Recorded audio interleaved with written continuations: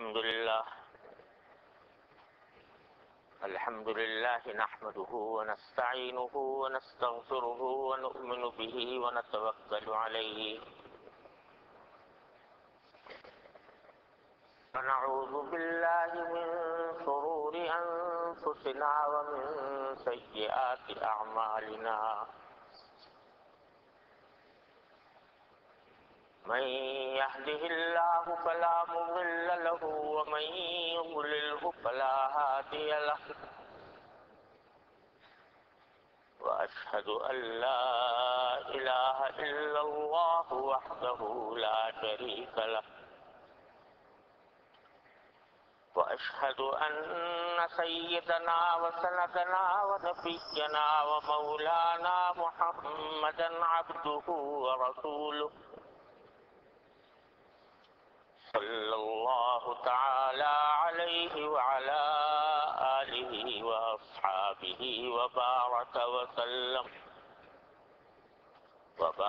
وسلم تسليما كثيرا. أما بعد فقد قال رسول الله صلى الله عليه وسلم إنما الأعمال بالنيات وإنما لامرئ ما نوى. پچھلے کچھ عرصے سے اس حدیث مبارک کا بیان چل رہا ہے، انما الاعمال بالنیات وانما لامرئ ما نوى. بیچ میں میرے سفروں کی وجہ سے کچھ ناغے آ گئے.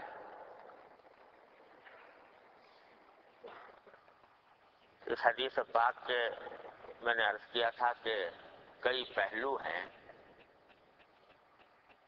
اور ہر پہلو ہمارے لیے ایک بہت عظیم لائحہ عمل ہے. ترجمہ تو حدیث کا یہ ہے کہ تمام اعمال کا دار و مدار نیتوں پر ہے اور ہر شخص کو وہی ملے گا جس کی اس نے نیت کی. اور میں نے یہ عرض کیا تھا کہ اعمال جو ہیں جن کے بارے میں یہاں فرمایا گیا کہ اعمال کا دار و مدار نیت پر ہے، اعمال کی 3 قسمیں ہوتی ہیں. ایک عمل اللہ بچائے وہ ہے جو گناہ ہے، معصیت ہے، نافرمانی ہے. وہ کتنی ہی اچھی نیت سے کیا جائے وہ جائز نہیں ہوتا. اور دوسری قسم اعمال کی ہیں عبادات. وہ اعمال جو عبادت ہی کے لیے وضع ہوئے ہیں، نماز ہے، روزہ، زکوٰۃ، حج، صدقات، تسبیح، ذکر. اور تیسری قسم ہے مباحات. ان تینوں کے ساتھ نیت کے الگ الگ احکام ہیں اور تھوڑی تفصیلات ہیں. تو اس سے پہلی والی مجلس میں عبادات کا بیان کچھ کیا گیا تھا کہ عبادات میں اخلاص پیدا کرنا، ان کو خالصتاً اللہ جل جلالہ کی رضامندی کے لیے انجام دینا، یہ کتنا ضروری ہے اور اس کا کیا مطلب ہے. اور یہ بھی درخواست کی گئی تھی کہ کوشش کی جائے کہ جب بھی کسی عبادت کے انجام دینے کا ارادہ ہو تو اس کو خالصتاً اللہ تبارک و تعالیٰ کے لیے انجام دینے کی نیت کا دھیان کیا جائے، استحضار کیا جائے کہ جس مالک نے مجھے اتنی بڑی نعمتوں سے نوازا ہوا ہے، اس کی نعمتوں کا شکر یہ ہے کہ میں اس کی بارگاہ میں یہ عبادت انجام دوں. اس کا تصور کرنے کی عادت ڈالنی چاہیے. اللہ تبارک و تعالی ہم سب کو اس کی توفیق عطا فرمائے. اسی کا ایک اور پہلو ہے عبادات سے متعلق، جو اللہ تبارک و تعالیٰ کی طرف سے جو سمجھیے کہ ایک انعام ہے، وہ یہ ہے کہ جس عبادت کی عملاً ابھی توفیق نہیں ہوئی لیکن اس کا ارادہ کر لیا، عبادت کا ارادہ کر لیا کہ میں یہ عبادت انجام دوں گا، پکا ارادہ کر لیا، پھر کسی وجہ سے انجام نہ دے سکا، آدمی کوئی عذر پیش آ گیا، کوئی اور عارض لاحق ہو گیا جس کی وجہ سے وہ انجام نہ دے سکا، تو اللہ تبارک و تعالیٰ اس ارادے اور نیت کی برکت سے وہ نیکی انسان کے نام اعمال میں لکھتا ہے۔ اور حدیث میں نبی کریم، صحیح حدیث میں نبی کریم صلی اللہ علیہ وسلم کا یہ ارشاد منقول ہے کہ من ہم بحسنۃ فلم يعملها كتبت له حسنہ، اور کما قال صلی اللہ علیہ وسلم، اس شخص نے کسی نیک کام کرنے کا ارادہ کیا، بلکہ الفاظ تو حدیث میں ہیں من ہما، یعنی جس نے دل میں خیال لایا کہ میں یہ کام کروں اور کیا نہیں، تو اللہ تبارک و تعالیٰ اس کے لیے وہ نیک کام اس کے نام اعمال میں لکھ دیتے ہیں کہ میرے اس بندے نے یہ ارادہ کیا تھا، لاؤ لکھ دو۔ اب اندازہ فرمائیے اللہ تبارک و تعالیٰ کی رحمت کاملہ کا، کیا نہیں لیکن محض ارادہ کرنے کی وجہ سے کہ اس نے ارادہ کر لیا تھا یہ کام کرنے کا، پھر کر نہیں پایا کسی وجہ سے، اللہ تبارک و تعالیٰ اس کو ایک نیکی کے طور پر لکھ دیتا۔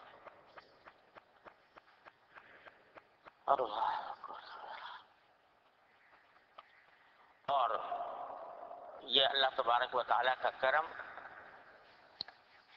ہونے کی وجہ سے ایک بزرگ کا واقعہ لکھا ہے کہ ان کے پاس ایک صاحب آئے،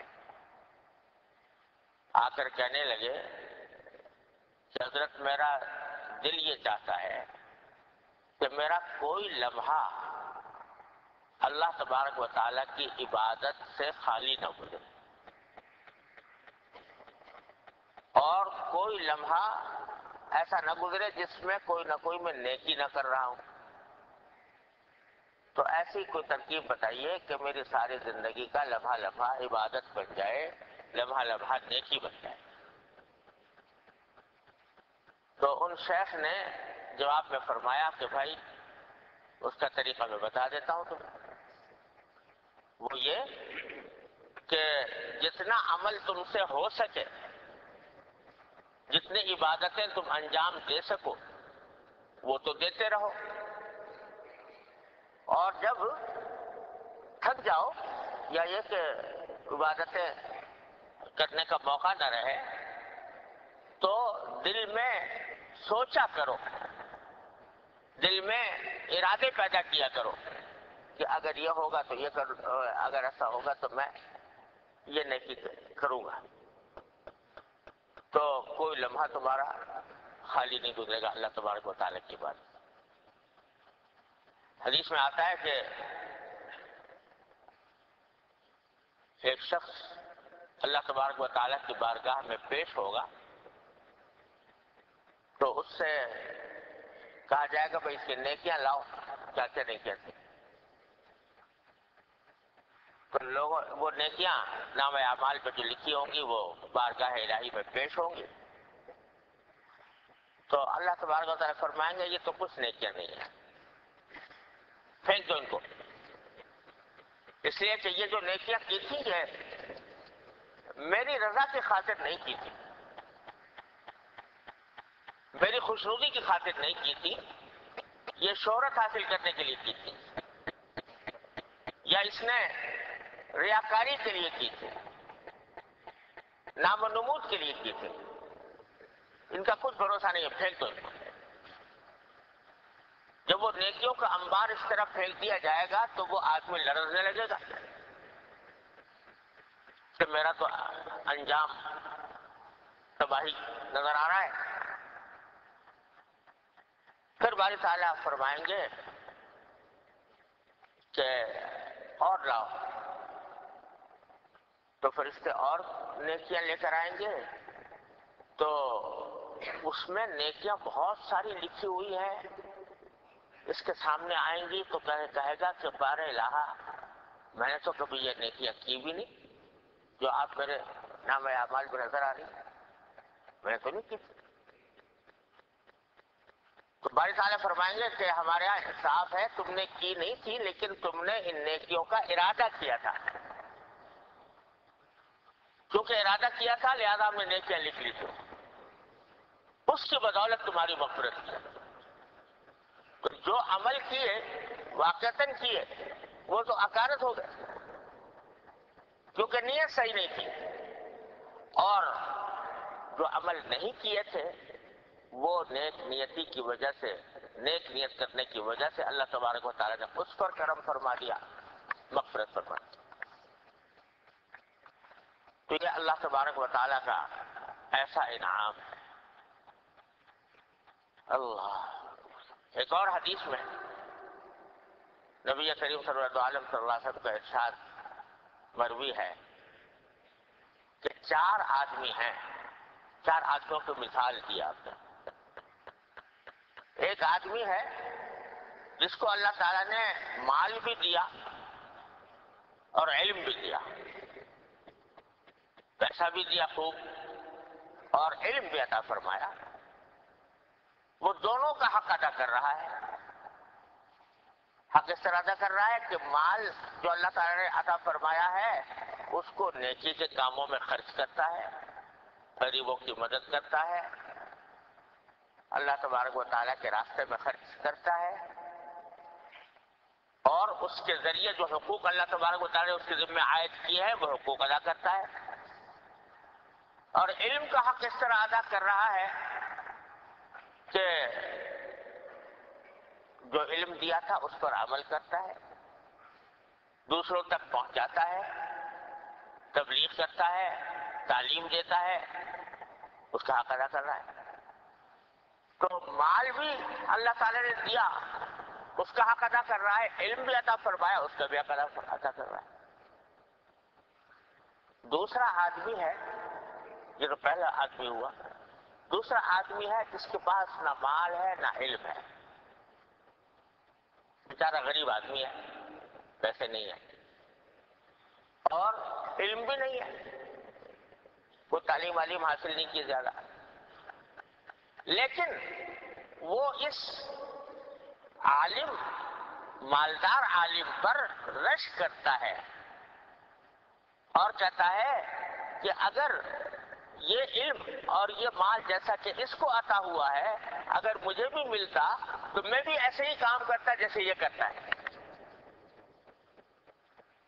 تو حدیث میں نبی کریم صلی اللہ علیہ وسلم نے فرمایا کہ دونوں آدمی برابر ہیں اللہ تعالیٰ کے ہاں. اللہ تبارک و تعالیٰ کے ہاں دونوں آدمی برابر ہیں. جو اجر اس عالم کو ملے گا اور اس مالدار کو ملے گا جو اپنے مال سے صدقات کر رہا ہے، خیرات کر رہا ہے اور علم کی تبلیغ و دعوت کر رہا ہے علم کے ذریعے، جو اجر اس کو ملے گا ایسے اس بیچارے غریب اور جاہل آدمی کو بھی ملے گا جس کے دل میں یہ ارادہ تھا کہ اگر مجھے یہ علم اور مال ملا ہوتا تو میں بھی یہی کام کرتا. یہ دوسرا، یہ تو ہے خوشخبری کی بات. اب ذرا تنبیہ کی بات بھی سن لیں. فرمایا تیسرا آدمی وہ ہے کہ جس کو اللہ تبارک و تعالیٰ نے مال تو دیا لیکن علم نہیں دیا. نتیجہ یہ کہ وہ مال کو بے دردی سے، بے فکری سے اس طرح خرچ کر رہا ہے جو اللہ تعالیٰ کے رضامندی کے کام نہیں ہے، ناراضی کے کام، ان میں خرچ کر رہا ہے. ناجائز کاموں میں خرچ کر رہا ہے، گناہوں میں خرچ کر رہا ہے، اللہ بچائے. اور جو حقوق اللہ تعالیٰ نے عائد کیے ہیں ان کو بجا نہیں لا رہا. تو مال تو ہے نہیں، مال ہے لیکن علم نہیں ہے. علم نہ ہونے کی وجہ سے مال کا حق ادا نہیں کر رہا، مال کو ضائع کر رہا ہے، غلط کاموں میں خرچ کر رہا ہے، گناہوں میں خرچ کر رہا ہے. اور بظاہر دیکھنے میں نظر آ رہا ہے کہ مزے اڑا رہا ہے دنیا میں، کیونکہ مال کو خرچ ہی ایسی جگہ کر رہا ہے جہاں پر کہ دنیا کا مزہ حاصل ہو. اللہ بچائے، یہ شخص جو ہے یہ عذاب کا مستحق ہے، اللہ تعالیٰ کی طرف سے سزا کا مستحق ہے. تیسرا آدمی. چوتھا آدمی وہ ہے کہ اس کو مال بھی نہیں ملا اور علم بھی نہیں ملا، یا مال ملا اور مال نہیں ملا اور علم ملا، لیکن کیونکہ اس کے پاس مال نہیں ہے تو اس مالدار شخص کو دیکھ کر، تیسرے مالدار شخص کو دیکھ کر دل میں یہ سوچتا ہے کہ اگر میرے پاس بھی مال ہوتا تو میں بھی ایسے ہی مزے اڑاتا جیسا کہ یہ اڑا رہا ہے. پیسے خرچ کر رہا ہے گناہوں کے کام میں، دنیاوی لذتوں میں، شہوات میں خرچ کر رہا ہے. تو یہ دل میں خیال کرتا ہے، ارادہ کرتا ہے کہ اگر مجھے مال ملا ہوتا جیسا اس کو ملا ہے تو میں بھی اسی گناہوں کے کام میں خرچ کرتا، ایسے ہی مجھے اڑاتا جیسے اڑا رہا ہے. فرمایا یہ دونوں برابر ہیں، اللہ بچائے، یہ دونوں برابر ہیں کہ اس نے اگرچہ مال ملا نہیں مگر ارادے اس نے یہ کر لیے کہ اگر ملتا تو میں یہ گناہ کرتا، اللہ بچائے. اس سے معلوم ہوا کہ یہ دل میں جو خیالات پکائے جاتے ہیں نا، یہ بھی سمجھ لو بڑی خطرناک چیز ہے. یہ جو آدمی، انسان کی فطرت یہ ہے کہ ہر وقت کچھ نہ کچھ سوچتا رہتا ہے، خیالات آتے رہتے ہیں، اور خیالات میں بعض اوقات آئندہ کے بارے میں انسان منصوبے بھی بناتا ہے. یہ کروں گا اور وہ کروں گا اور یہ کروں گا اور وہ کروں گا، یہ منصوبے بھی بناتا ہے. یہ منصوبے بھی بڑی نازک چیز ہے. اگر اچھے کاموں کے منصوبے بنا رہے ہو تو نیکیوں کے ڈھیر لگا رہے ہو، اور اگر خدا نہ کرے ناجائز کاموں کے، گناہوں کے منصوبے بنا رہے ہو، یا گناہوں کو بیٹھ کے سوچ رہے ہو، اس سے لذت لے رہے ہو، اس سے مزہ لے رہے ہو، اللہ بچائے، تو اللہ محفوظ رکھے یہ گناہوں کے انبار لگ رہے ہیں. ہم لوگ اپنی سوچ کے اوپر بھی قابو نہیں رکھتے کہ کہاں جا رہی ہے سوچ.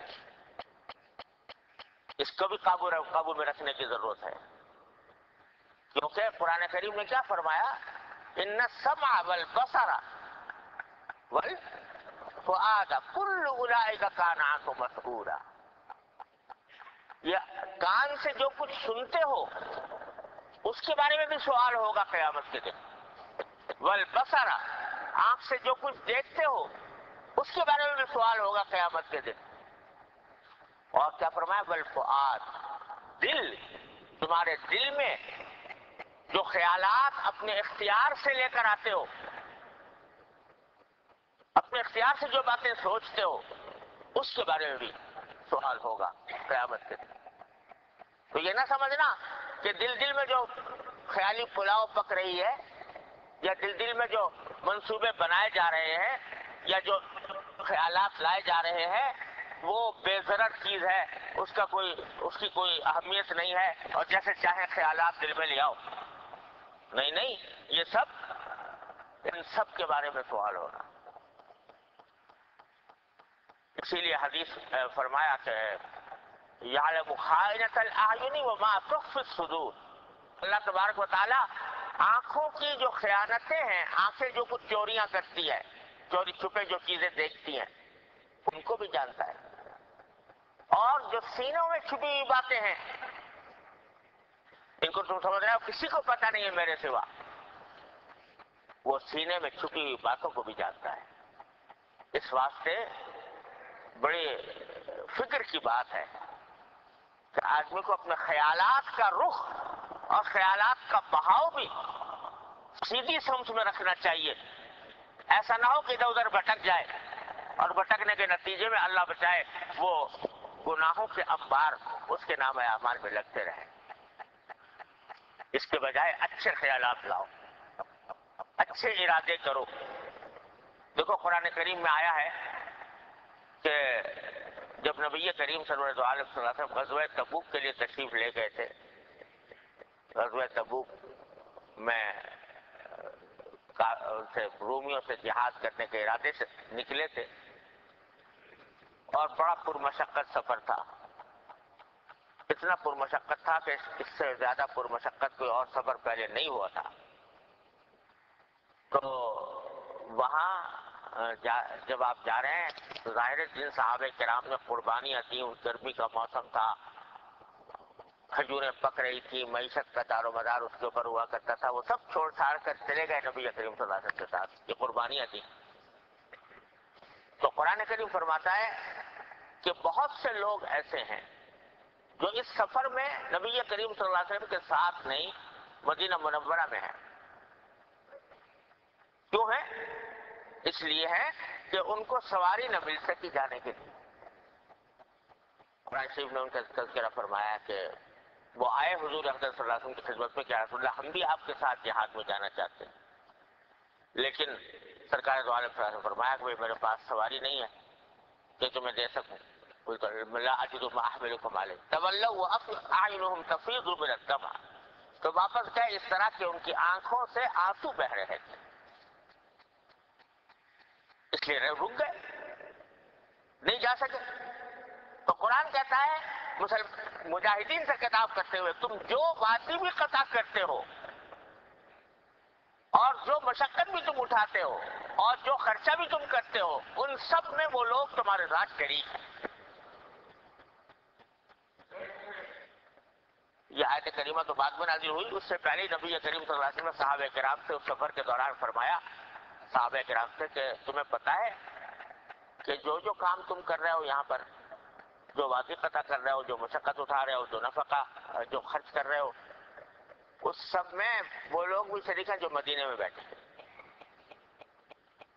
تو صحابہ کرام کو تعجب ہوا، پوچھا گیا رسول اللہ کیسے؟ فرمایا حبسہم العذر، اس لیے کہ ان کو عذر کی وجہ سے بیچارے رک گئے، ورنہ ارادہ ان کے دل میں یہی تھا کہ ہم جائیں گے، اور پورا ارادہ رکھتے تھے اس بات کا کہ اگر اسباب مل جائے تو ہم بھی جاتے.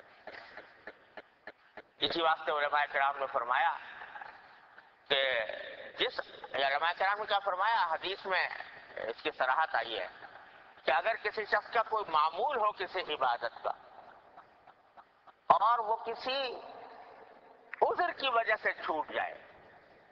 ایک آدمی ہے تلاوت کیا کرتا ہے روزانہ، لیکن بیمار پڑ گیا، بیماری کی وجہ سے تلاوت نہیں کر سکا، تو اس دن کی تلاوت جس دن بیمار پڑا ہوا ہے نہیں کر سکا، اس دن کی تلاوت بھی اس کے نام اعمال میں لکھی گئی. بلکہ ہمارے شیخ حضرت عارفی قدس اللہ تعالیٰ سرہ فرمایا کرتے تھے، اللہ تعالیٰ ان کے درجات بلند فرمائے، کہ رمضان کے زمانے میں کوئی شخص بیمار ہو گیا، روزے نہیں رکھ سکا، اب بعد میں قضا کرتا ہے کس وقت؟ جبکہ رمضان نہیں ہوتا، اس وقت میں قضا کر رہا ہے. تو ہمارے حضرت فرماتے تھے کہ جس دن قضا کر رہا ہوگا اس دن انشاءاللہ اس کو رمضان کی ساری برکتیں نصیب ہوگی. اگرچہ رمضان نہیں ہے لیکن رمضان کی برکتیں نصیب ہوگی، کیونکہ عذر کی وجہ سے ایسا ہوا تھا. عذر نہ ہوتا تو روزہ رکھتا، پکا ارادہ تھا. تو اللہ تبارک و تعالیٰ اپنے فضل و کرم سے عطا فرماتے ہیں. عذر کی وجہ سے اگر کوئی آپ نے ایک معمول مقرر کر رکھا تھا، تلاوت کرتے تھے، ذکر کرتے تھے، تسبیح کرتے تھے، سفر پیش آ گیا، اس کے اندر سفر کی وجہ سے وہ چھوٹ گیا، تو چونکہ پکا ارادہ تھا کہ اگر یہ عذر نہ ہوتا تو میں ضرور کرتا، اللہ تبارک و تعالیٰ نامہ اعمال میں لکھ دے. تو یہ اللہ تبارک و تعالیٰ کا فضل و کرم ہے، اور اس واسطے فرمایا کہ ارادے ہمیشہ نیک رکھو، اپنے ارادوں کو کبھی کو بھی لگام دو کہ ادھر ادھر نہ بھٹکیں، سوچو تو اچھی باتیں سوچو۔ اسی لیے نبی کریم سرور دو عالم صلی اللہ علیہ وسلم نے دعا فرمائی، اللہم اجعل وساوس قلبی خشیتک وذکرک واجعل ہمتی وہوایا فیما تحب وترضی۔ مانگا کرو یہ دعا، بڑی عجیب دعا ہے۔ اللہم اجعل وساوس قلبی خشیتک وذکرک، اے اللہ میرے دل میں جو خیالات آتے ہیں وہ آپ کی خشیت کے خیالات آئے، آپ کی یاد کے خیالات آئے۔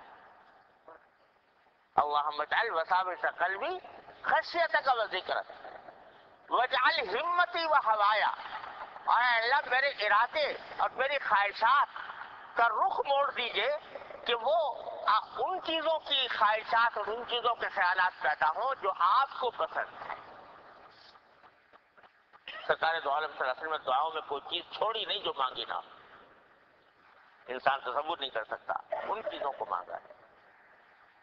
تو اگر عربی الفاظ میں انہی الفاظ میں مانگ سکیں تو انہی الفاظ میں مانگے، اور اگر الفاظ یاد نہ ہو تو اپنی زبان میں مانگو، یا اللہ میرے خیالات کی بھی اصلاح کر دیجئے، میرے خیالات بھی درست کر دیجئے، میرے دل میں ارادے ایسے پیدا فرما دیجئے جو آپ کی رضا کے مطابق ہو، آپ کو پسند ہو، ایسی چیزوں کی خواہشات پیدا کر دیجئے جو آپ کو پسند ہو۔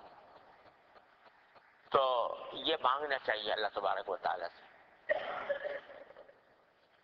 جتنے اچھے اچھے نیک لوگ نظر آتے ہیں، کوئی نیک آدمی کام کر رہا ہے تو دل میں یہ خواہش پیدا کرو کہ کاش ہم بھی ان جیسے ہو جائیں، کاش ہم بھی ان کی طرح نیکی کریں، ان کی طرح عمل کریں، یہ خواہشیں پیدا کرو۔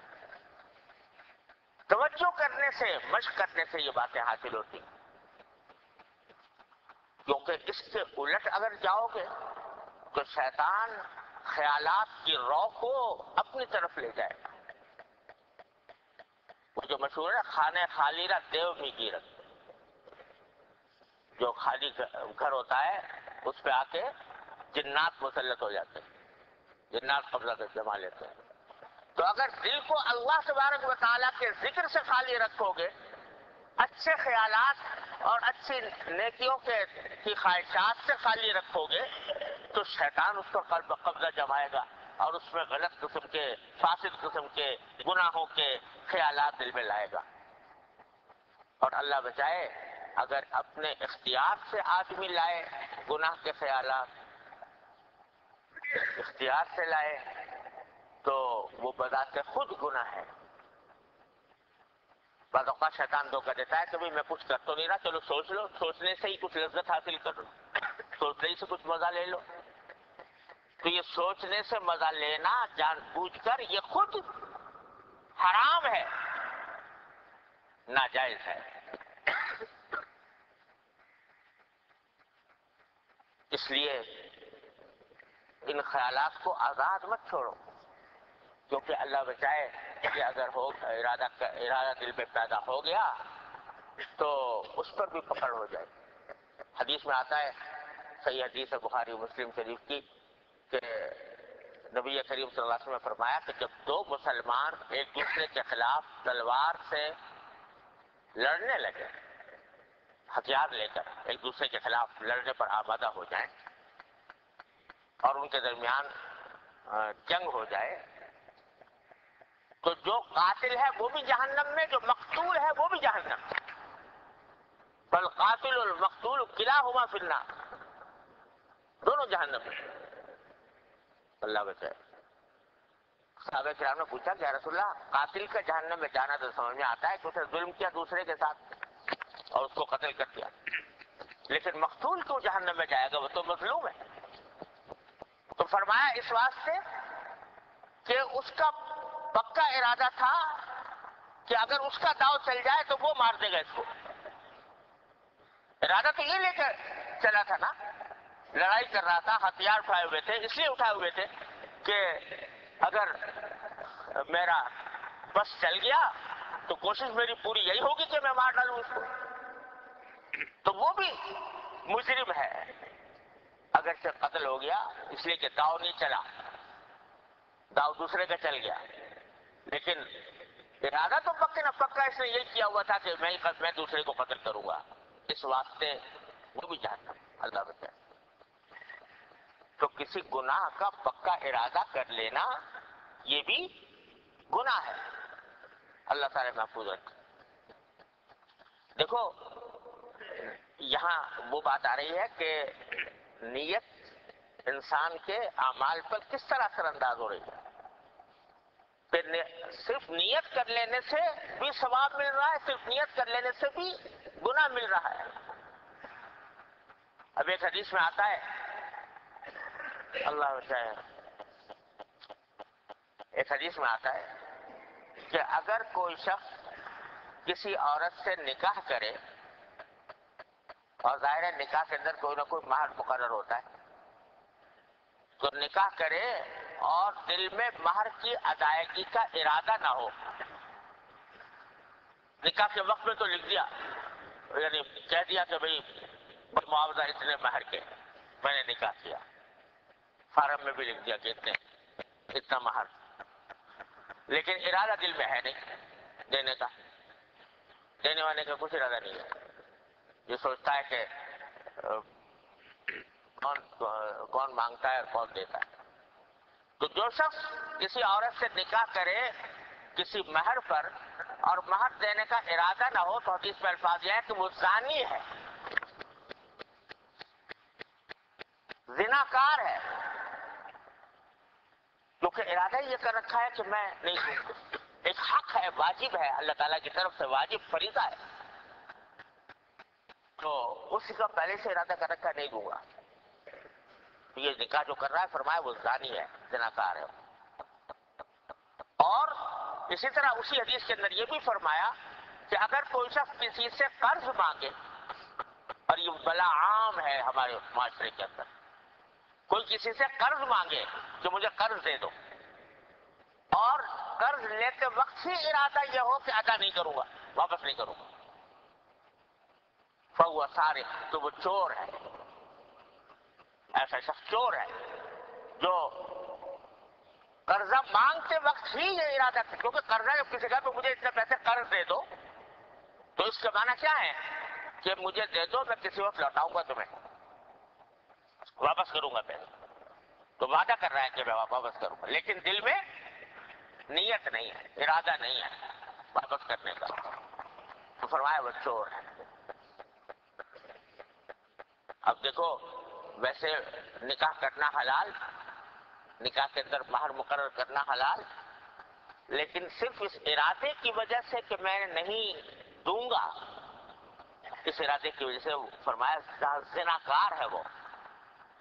قرض مانگنا حلال، قرض مانگنا مطلب حرام نہیں ہے کہ ضرورت پیش آ جائے تو قرض مانگنے میں کوئی حرمت نہیں ہے، لیکن اگر اس نیت سے مانگ رہا ہے کہ واپس نہیں کروں گا تو اس کو چوری کے برابر گناہ قرار دے. یہ قریب سے بات. اور یہ بلا ہمارے معاشرے میں بے انتہا پھیلی ہوئی ہے. قرضے کے معاملے میں تو اللہ بچائے، قرض لے کر واپس کرنا، کوئی اللہ کا بندہ اللہ ماشاء اللہ ہوتے ہوں گے جو اس بات کا اہتمام کرتے ہوں کہ قرض لے کر واپس بھی کریں، ورنہ کوئی پرواہ ہی نہیں، لیا اور واپس نہیں. بعض اوقات بدنیتی سے، بعض اوقات محض سہل انگاری سے، لاپرواہی سے واپس نہیں کرتا.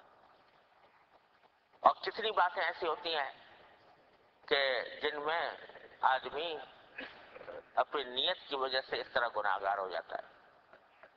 کوئی وعدہ کرے کسی سے اور وعدہ کرتے وقت ہی اس کو پورا کرنے کی نیت نہ ہو، یہ بڑا زبردست گناہ ہے. وعدہ کیا اور دل میں نیت یہ ہے کہ کروں گا نہیں پورا. جیسے لوگ بعض اوقات کوئی شخص کسی بات پر اصرار کر رہا ہے تو محض ٹلانے کے لیے کہہ دیتے ہیں اچھا بھائی ٹھیک ہے کریں گے، ٹلانے کے لیے. اب اس کے سامنے تو وعدہ کر لیا، لیکن دل میں پہلے ہی سے نیت ہے کہ کریں گے اور رہیں گے نہیں. کوئی شخص کہہ رہا ہے ہمارے گھر آنا، سمجھ آئیں گے، لیکن ارادہ جانے کا نہیں ہے. تو یہ وعدہ کرتے وقت جو نیت کر رہے ہو کہ نہیں ہے جاؤں گا، یہ گناہ ہے، بہت بڑا گناہ ہے. اور ایک وبا ہمارے ہاں یہ پھیلی ہوئی ہے کہ مختلف تقریبات کے دعوت نامے ہوتے ہیں نا، کسی کی شادی ہو رہی ہے، کسی کی اور تقریب ہو رہی ہے، اس میں دعوت دی ہے کہ فلاں وقت میں آپ تشریف لائیے اور فلاں وقت میں کھانا ہوگا. لکھا ہوتا ہے کہ نہیں؟ 10 بجے کھانا ہوگا، 9 بجے کھانا ہوگا. یہ کیا ہے؟ یہ وعدہ ہے کہ بھئی 9 بجے ہم آپ کو کھانا کھلائیں گے. اب 9 بجے کا ٹائم دیا اور 9 بج کے 10 بج گیا، 11 بج گیا، 12 بج گیا، تو 1 بج جاتا ہے، 1:30 بج جاتا ہے. سمجھے؟ یہ وعدہ خلافی ہو رہی ہے. اگر فرض کرو کسی مجبوری سے ہوتی، بھئی 9 بجے کا وقت دیا تھا، ارادہ پورا یہی تھا کہ 9 بجے کریں گے اور انتظامات بھی کرنے کی کوشش کی، لیکن نہیں بس چل سکا، کوئی غیر اختیاری معاملے میں کوئی ایسا پیش آ گیا کہ 9 بجے نہیں کر پائے، تو انشاءاللہ معاف ہے. لیکن آج کل لکھتے وقت ہی یہ دل میں ارادہ ہوتا ہے کہ 9 بجے نہیں ہوگا. لکھتے وقت ارادہ ہے. جب لکھتے وقت یہ ارادہ ہے کہ 9 بجے نہیں ہوگا، تو یہ وعدہ خلافی ہے، وہ وعدہ خلافی جس کے بارے میں نبی کریم صلی اللہ علیہ وسلم نے فرمایا منافق کی نشانی ہے. نبی کریم صلی اللہ علیہ وسلم نے فرمایا ثلاث من کن فیہ کان منافقا خالصا. 3 چیزیں ایسی ہیں جس میں پائی جائیں وہ پکا منافق ہے. کیا؟ اذا حدث کذب، جب بات کرے تو جھوٹ بولے. وَإِذَا وَعَدَ أَخْلَفَ، وعدہ کرے تو خلاف ورزی کرے. اور اذا اؤتمن خان، اس کے پاس کوئی امانت رکھوائی جائے تو اس میں خیانت کرے. 3 علامتیں فرمایا جس میں پائی جا رہی ہوں وہ پکا منافق. تو وعدہ جو ہے نا بھائی، وعدہ بھی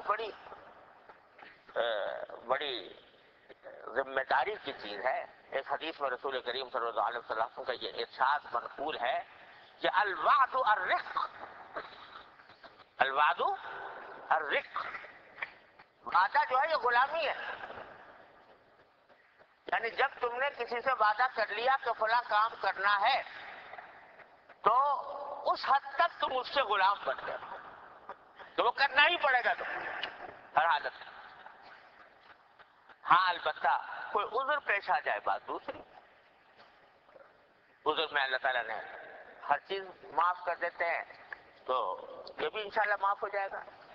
لیکن وعدے خلافی کی بدترین قسم یہ ہے کہ آدمی کا وعدہ کرتے ہوئے، وعدہ کرتے وقت اس وقت یہ نیت ہو کہ نہیں کروں گا. یہ وعدہ خلافی کی بدترین شکل ہے، کیونکہ نیت خراب ہے پہلے ہی دن سے. تو اس لیے یہ جو ہمارے کسی سے وعدہ کرتے وقت بہت سوچ سمجھ کے کرنا چاہیے. دیکھو لوگ دعا کے لیے کہتے ہیں بھائی دعا کیجیے گا، حضرت ہمارے لیے دعا کیجیے. اب اگر کہہ دیا کہ اچھی بات ہے تو کیا مانا ہے؟ وعدہ کر لیا کہ دعا کرو. اب اگر اتنے سارے آدمیوں سے وعدہ کر لیا اور نہ کیا، وعدہ خلافی ہوئی، گناہ ہوا. اس لیے ہمارے حضرت حکیم الامت قدس اللہ تعالیٰ سرہ فرمایا کرتے تھے کہ جب کوئی شخص مجھ سے کہتا ہے دعا کے لیے، میں اسی وقت نقد کر دیتا ہوں. جب کوئی کہتا ہے کہ حضرت دعا کیجیے تو میں کہتا ہوں اللہ تعالیٰ تمہیں سارے کاموں میں کامیابی عطا فرمائے، اسی وقت نقد کرتا ہوں. اور اگر یہ کہوں کہ بھائی ہاں کروں گا اور پھر نہ کر پاؤں تو وعدہ خلافی کا گناہ ہو جائے گا.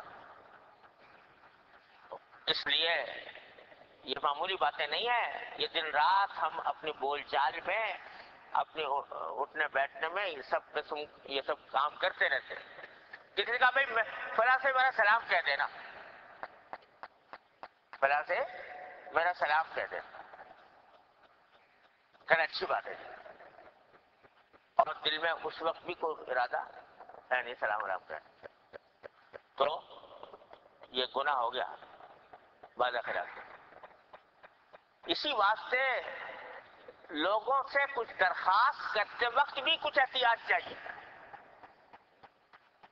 کہ کہیں ایسا نہ ہو کہ تم اس بیچارے کو وعدہ خلافی کے جرم میں مبتلا کرنے کا ذریعہ نہ بن جاؤ. کسی سے کہو بھائی سلام. ہمیشہ ہمارے حضرت والا قدس اللہ تعالیٰ سر رہو جب کسی کو کہتے کہ بھائی فلاں کو سلام پہنچا دینا تو یہ شرط لگا دیتے تھے کہ بھائی اگر یاد رہے تو ہمارا سلام کہہ دیں، یاد رہے تو ہمارا سلام کہہ دیں. تو جب کبھی یاد آ جائے مجھے دعا کر دیجیے گا میرے. یہ الفاظ استعمال کرتے ہیں کہ کہیں ایسا نہ ہو کہ میں اس سے کہہ دوں یہ بیچارہ شرما شرمی میں کہہ دے اچھا وعدہ ہو جائے اور پھر نہ کر پائے. تو ایسا کام ہی کیوں کرے آدمی جس میں دوسرا خود وعدہ خلافی میں مبتلا ہو یا دوسرے کو وعدہ خلافی میں مبتلا کرے. تو بھائی یہ ساری باتیں یہ سب دین ہیں، یہ سب دین ہیں.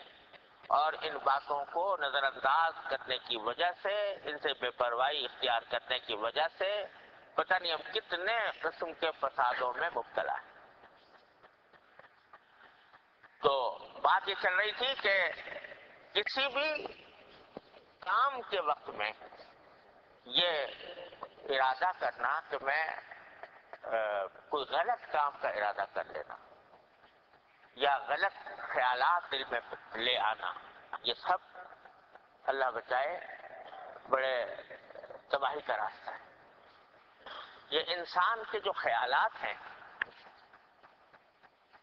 جو ہر وقت انسان کے ذہن پر رہتے ہیں، کوئی لمحہ اس سے خالی نہیں ہوتا جس میں کوئی نہ کوئی خیال نہ آ رہا ہو. یہ اگر بالکل بے مہار چھوڑ دیے جائیں اور ان کے اوپر کوئی روک ٹوک نہ ہو تو یہ انسان کو کہاں سے کہاں لے جاتے ہیں. قرآن کریم میں فرمایا نا کہ ان الشیطان یجری من الانسان مجری الدم.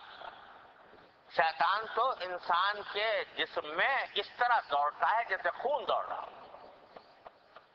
تو وہ تو یہ چاہے گا کہ تمہارے خیالات غلط رخ پہ جائیں، گناہوں کے خیالات آئیں اور غلط قسم کے ارادے تمہارے دل میں پیدا کریں. وہ تو یہ چاہے گا. لیکن اگر اس کے شر سے بچنا ہے تو ان خیالات کو بھی قابو میں لانے کی کوشش کرو. دل میں اچھے خیالات لے کر آؤ، اچھی نیکیوں کے خیالات لے کر آؤ. اور اس کے لیے جو بہترین طریقہ ہے وہ ہے نیک صحبت، اچھے لوگوں کی صحبت. نیک صحبت ہوگی تو ویسے خیالات بھی آئیں گے، ویسے ہی ارادے بھی پیدا ہوں گے. اور بزرگوں کے واقعات، ان کے ملفوظات کا مطالعہ یہ بھی اس کا بھی بڑا فائدہ ہوتا ہے کہ بزرگوں کے واقعات پڑھے ہیں، ان کی سیرت، ان کے حالات زندگی، ان کے واقعات. یہ انسان کے دل میں ایمان بھی تازہ کرتے ہیں، انسان کے سوچ کی رخ کو بھی درست فرماتے ہیں. تو وہ جو بزرگ نے فرمایا تھا کہ اگر تم یہ چاہتے ہو کہ کوئی لمحہ تمہارا عبادت کے بغیر نہ گزرے تو اس کا بہترین طریقہ یہ ہے کہ سوچا کرو ان باتوں کو. اللہ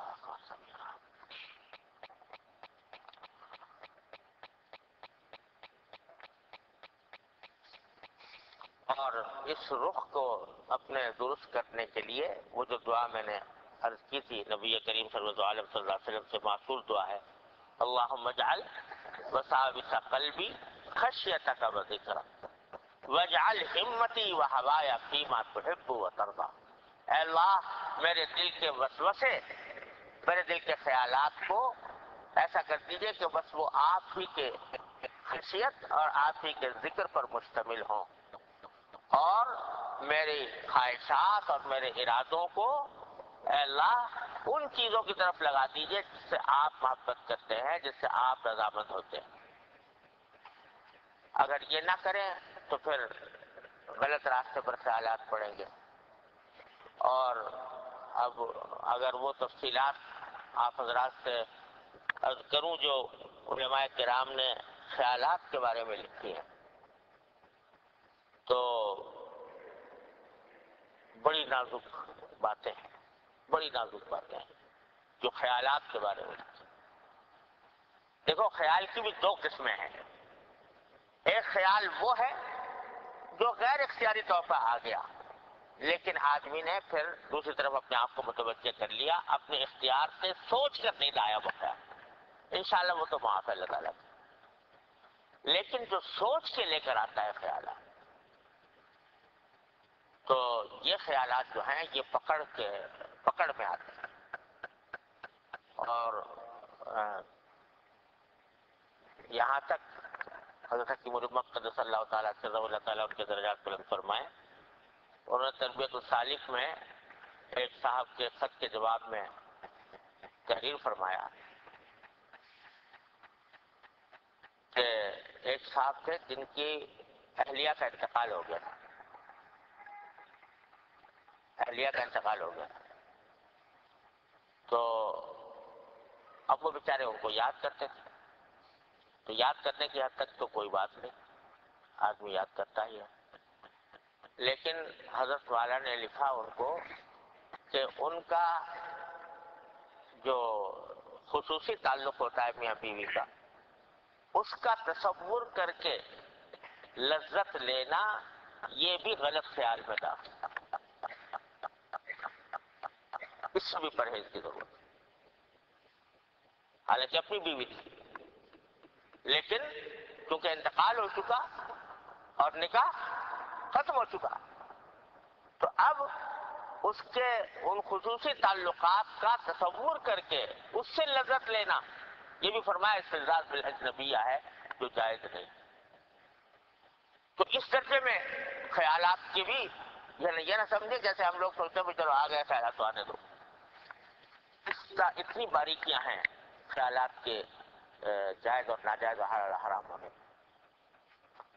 اس واسطے کوشش یہ کی جائے کہ بھائی ایسی کتابیں مطالعے میں رہیں، ایسی صحبت رہے، ایسی جگہ آنا جانا رہے جہاں پر کے خیالات جو بھی آئیں وہ نیک آئیں، اللہ تبارک و تعالیٰ کے راضی کرنے والے آئیں، گناہ کے خیالات نہ ہوں۔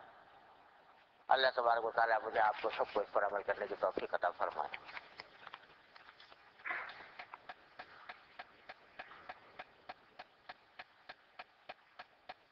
کسی نے پوچھا ہے کہ عیدین کے لیے وقت کا اعلان کیا جاتا ہے اور عام طور پر یہ ذہن میں ہوتا ہے کہ وہ جماعت کھڑی نہیں ہوگی، بلکہ بعض اوقات یہ تو بات غلط ہے کہ اگر پہلے سے پتا ہے کہ اس وقت نہیں ہے تو اس کو وہ وقت نہیں دینا چاہیے، وہ پھر ناجائز بات ہے، لیکن دیا پھر کسی عذر سے تاخیر ہو گئی تو وہ الگ بات ہے۔ وعدے کے وقت انشاءاللہ کہنے اس دن میں ارادہ نہ ہو تو بھی وہ بھی دراصل انشاءاللہ جو ہے نا، یہ بھی دراصل وہ اس انشاءاللہ کہنے سے وہ کفارہ وفارہ تو نہیں آتا، لیکن یہ کہ انشاءاللہ عرف عام میں یہ وہ بھی وعدے کے ساتھ وعدہ ہی سمجھا جاتا ہے اس کو، لہٰذا محض انشاءاللہ کہہ دینے سے اس کے وعدہ ہونے کی حیثیت ختم نہیں ہوتی ہمارے عرف کے اعتبار سے۔ اللهم صل على سيدنا مولانا محمد وعلى ال محمد كما صليت على ابراهيم وعلى ال ابراهيم انك حميد مجيد. ربنا ظلمنا انفسنا وان لم تغفر لنا وترحمنا لنكونن من الخاسرين. ربنا آتنا في الدنيا حسنة وفي الآخرة حسنة وقنا عذاب النار. ربنا آتنا في الدنيا حسنة وفي الآخرة حسنة وقنا عذاب النار. یا ارحم الراحمین اپنے فضل و کرم اپنی رحمت سے ہمارے تمام گناہوں کو معاف فرما۔ یا ارحم الراحمین ہمارے تمام چھوٹے بڑے اگلے پچھلے خفیہ علانیہ ہر طرح کے گناہوں کو معاف فرما۔ یا ارحم الراحمین ہمارے اعمال و اخلاق کی اصلاح فرما۔ اے اللہ ہمارے اعمال و اخلاق کی اصلاح فرما دے۔ یا اللہ ہر طرح کے شر سے، معصیتوں سے، منکرات سے یا اللہ ہمارے گھر والوں، متعلقین، احباب سب کی حفاظت فرما۔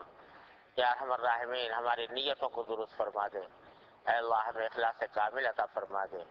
یا اللہ ہر کام کے اندر یا اللہ صحیح نیت کرنے کی توفیق عطا فرما، اخلاص نیت عطا فرما۔ یا ارحم الراحمین اپنے فضل و کرم سے، اپنے رحمت سے تمام حاضرین اور حاضرات کو ان کے تمام جائز مقاصد میں کامیابی عطا فرما۔ اے اللہ سب کی پریشانیوں کو دور فرما، سب کی مشکلات کو آسان فرما۔ اے اللہ ہم میں، ہمارے متعلقین میں جو لوگ بیمار ہیں انہیں شفاء کامل و عاجل عطا فرما۔ اے اللہ جو تنگ دست ہیں ان کے تنگ دستی کو دور فرما، جو بے روزگار ہیں ان کو حلال واسع روزگار عطا فرما۔ اے اللہ جو بے اولاد ہیں اپنی رحمت سے ان کو صالح اولاد عطا فرما۔ اے اللہ جو لوگ رشتوں کی تلاش میں ہیں اے اللہ ان کو اچھے رشتے عطا فرما۔ اے اللہ ہر طرح کی حاجتیں پوری فرما دے، ہر طرح کی مشکلات دور فرما دے۔ یا ارحم الراحمین جن لوگوں نے ہم سے دعا کی درخواست کی ہے اے اللہ ان سب کی دلی حاجتوں کو آپ اچھی طرح جانتے ہیں، اپنے فضل و کرم سے ان کی حاجتیں اور مرادیں پوری فرما دے، عافیت اور آسانی کے ساتھ پوری فرما دے۔ یا ارحم الراحمین یا غیاث المستغیثین یا امان المستجیرین ہمارے ملک اس وقت ان فتنوں میں گھرا ہوا ہے، اے اللہ اپنے رحمت سے، اپنے فضل و کرم سے ان فتنوں سے اس کو نکال دے۔ اے اللہ ہمیں حکومت عادل عطا فرما، اے اللہ حکومت عادل عطا فرما، ہمارے ملک سے بد امنی کو دور فرما دے، بے چینی کو دور فرما دے، اے اللہ بددینی کو دور فرما دے، اے اللہ دشمنوں کے نرغے کو دور فرما دے، اے اللہ ہر طرح کے شر اور فتنے سے ہماری حفاظت فرما۔ یا ارحم الراحمین ظاہری اور باطنی بیماریوں سے ہماری حفاظت فرما، یا اللہ ہر طرح کے شر اور فتنے سے اور ظاہری اور باطنی بیماریوں سے ہماری حفاظت فرما۔ یا ارحم الراحمین جن لوگوں سے نے ہمیں تحریری طور پر یا زبانی طور پر کسی خاص مقصد کے لیے دعا کی درخواست کی ہے اے اللہ ان تمام خاص مقاصد کو اپنے فضل و کرم سے پورا فرما دے۔ اللہم انا نسألک من خیر ما سألک من عبدک و نبیک محمد صلی اللہ علیہ وسلم ونعوذ بک من شر ما استعاذک من عبدک و نبیک محمد صلی اللہ علیہ وسلم ربنا تقبل منا انك انت السميع العليم وتب علينا انك انت التواب الرحيم وصلى الله تعالى على خير خلقه محمد وآله وصحبه اجمعين آمين برحمتك يا